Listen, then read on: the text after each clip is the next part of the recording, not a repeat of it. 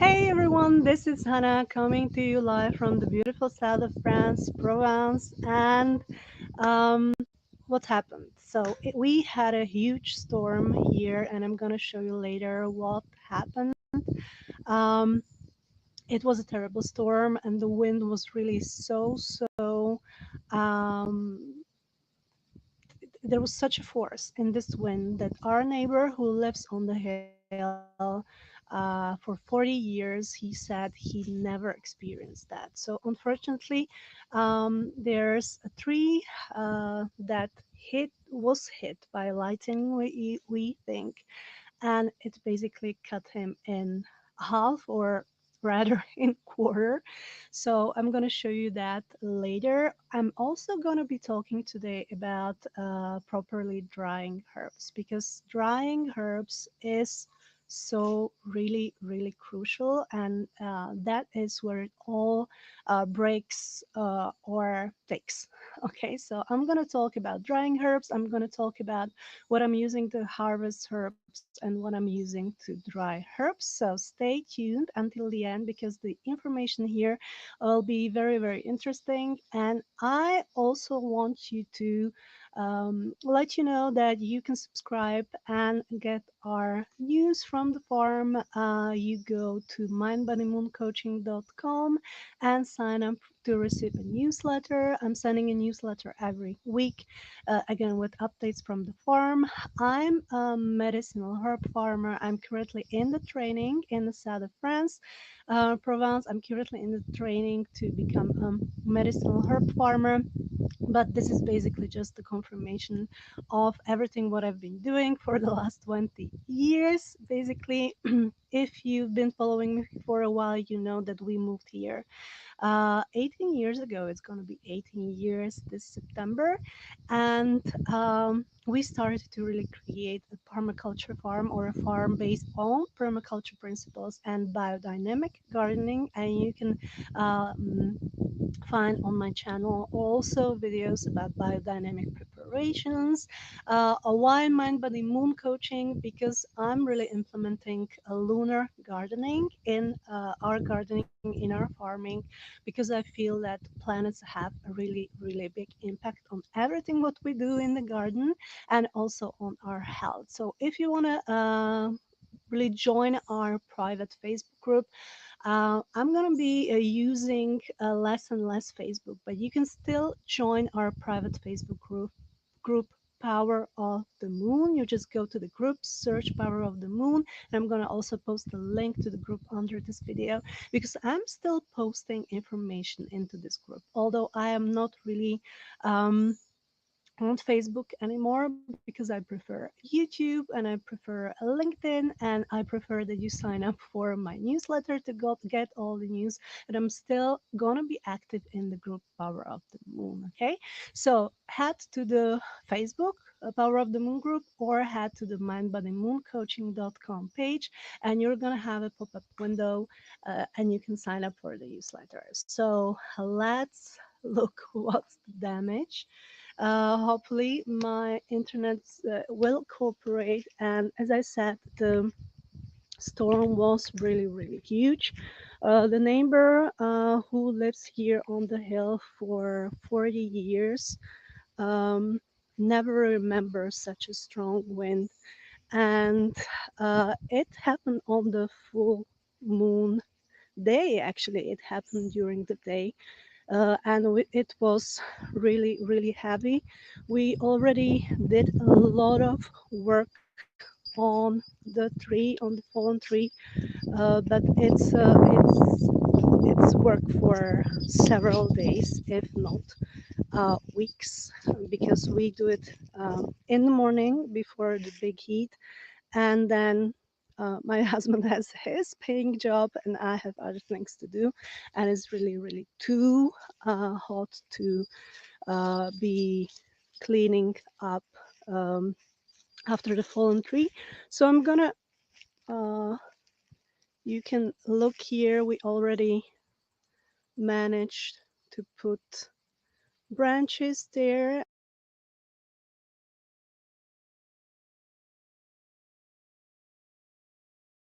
completely down.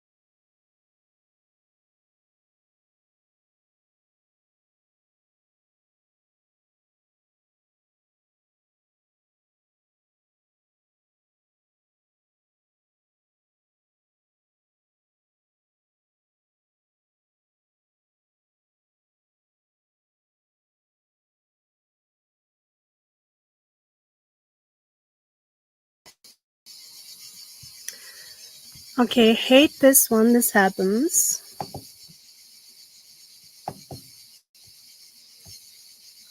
So something has gone wrong, but let me fix this.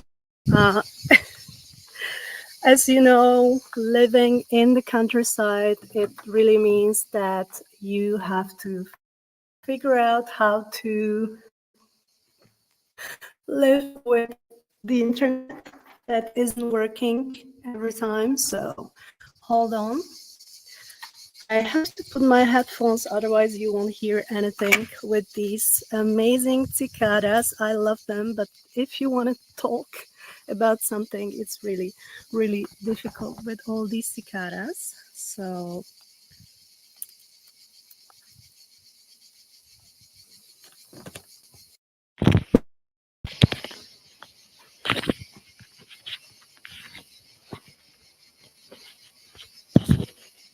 okay, wonderful. I hope you can hear me and see me. Okay, it finally works.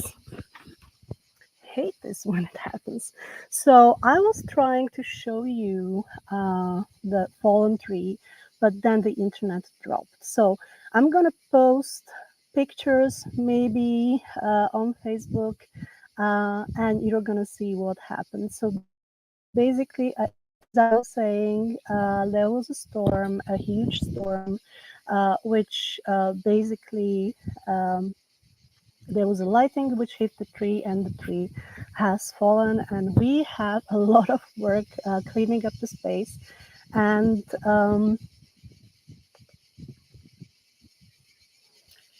okay, so what happened? There was a storm, and on the full moon day, and we had a lot of work to clean up the mess, and we are still doing this. So it's really really time consuming. So let's hope that it's not gonna last a very long time, because we both have other things to do and my husband has a paying job. I just have to really thank our neighbor who was so amazing that he helped us um, with all the works, because it's really a lot of work. If you are living on the countryside, you know that these things can happen, and all you can do is basically do it yourself, because you won't have somebody coming and helping you from the government. So we know that if you're living on a countryside, then you have to do these things yourself. And let me move a little bit, because the sun is really shining straight into my face. So let's see, you can also see that our property. Okay, so this looks nice. And I'm going to talk today about drying your herbs, and drying your herbs properly. Because as I said, as I mentioned in the beginning before the internet dropped out, um, drying herbs, uh, that's where it all breaks, okay? Or where it all works. Because if your herbs are not dried properly, then they're not gonna look good, and that they just won't be presentable.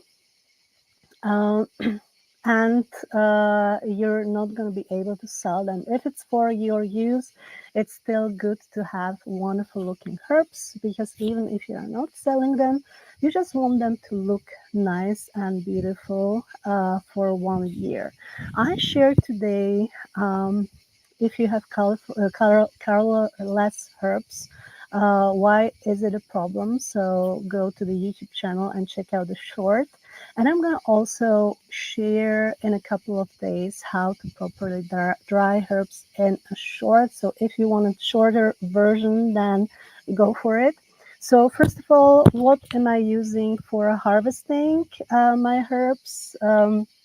I harvest big quantities, so basically I have a couple of baskets like this, because I'm harvesting really huge quantities for not huge. I don't want to harvest huge quantities because I worked for one man who harvested huge quantities, and I just have to say that you cannot ensure really the quality, proper quality of the herbs, I think, because if you are doing such a huge quantities, you cannot really um, ensure the quality is simply set.